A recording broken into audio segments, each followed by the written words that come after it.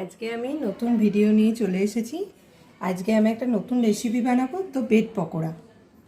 তো আমি প্রথমে একটা রুটি নিয়ে নিয়েছি। তো এই রুটিগুলোকে এইভাবে স্লাইড করে কাটবো। তো এটা এমনি করে চারিধার কেটে নিতে হবে। কাটার পরে এটাকে 4 টুকরো ভাবে এমনি করে কেটে নিতে হবে। তো পাউরুটিগুলোকে আমি এই সাইজে ছোট ছোট করে কেটে নিয়েছি। তারপরে যে ধারগুলো থাকে ওই ধারগুলোকেও আমি এমনি করে কেটে নিয়েছি। তো প্লেটটা দেখতেই পাচ্ছেন আপনারা, এমনি করে ছোট সাইজ, আর এই ধারগুলোকে কেটে দিয়েছি। একটা পাত্রে বেসন নিয়ে নিয়েছি। বেসনের পর আমি একটু কালো জিরে, অল্প কালো জিরে দেবো, একটু নুন, স্বাদ মতো নুন দেবো, একটু জিরে গুঁড়ো, ম্যাগি মশলা আপনারা দিতে পারেন, আর এদিকে একটু লঙ্কা গুঁড়ো দিয়ে দিতে হবে।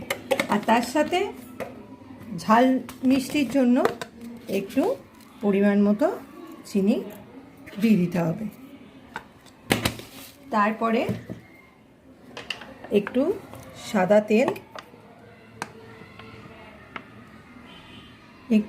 সাদা তেল দিতে হবে, আর একটু জল দিয়ে ভালোভাবে এটাকে মাখিয়ে নিতে হবে।